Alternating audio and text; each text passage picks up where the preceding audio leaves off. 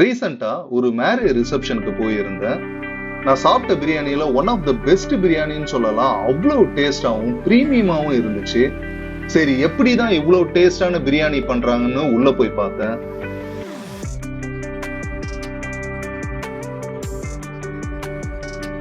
அரிசி, எண்ணெய், காய், கறி, மசாலா எல்லாமே பாத்தீங்கன்னா அவ்வளவு சுத்தமாவும் ரொம்ப ஃப்ரெஷ்ஷாவும் இருந்துச்சு.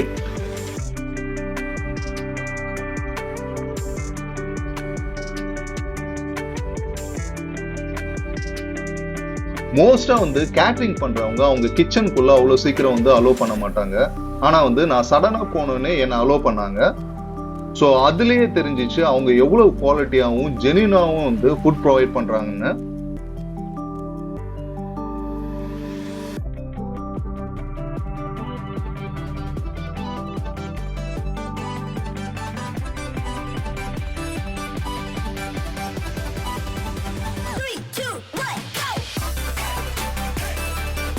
ஒரு முக்கியமானது என்னன்னா, இவங்க பண்ற பிரியாணிலையும் மத்த எந்த டிஷ்லயும் பாத்தீங்கன்னா அஜினோமோட்டோவே சேர்க்க மாட்டாங்க.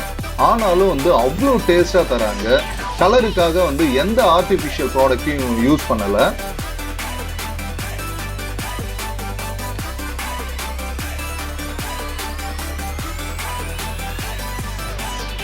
பிரியாணியில பாத்தீங்கன்னா மசாலா ரொம்ப நல்லா இறங்கி இருந்துச்சு. அது டேஸ்ட் இன்னும் தூக்கி கொடுத்துச்சு.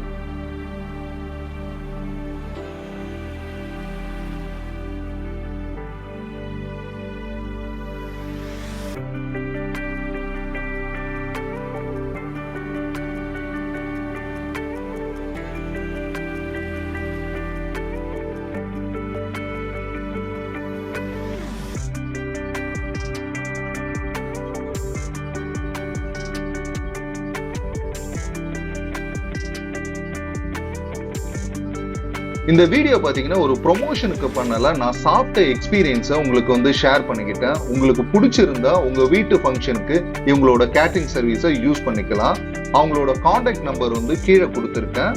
இவங்க தமிழ்நாடு, கேரளா, ஆந்திரா, கர்நாடகா என அதர் ஸ்டேட்லயும் பண்ணி தராங்க. ஸோ வேணும்னா இவங்களை கான்டாக்ட் பண்ணுங்க. Thank you friends.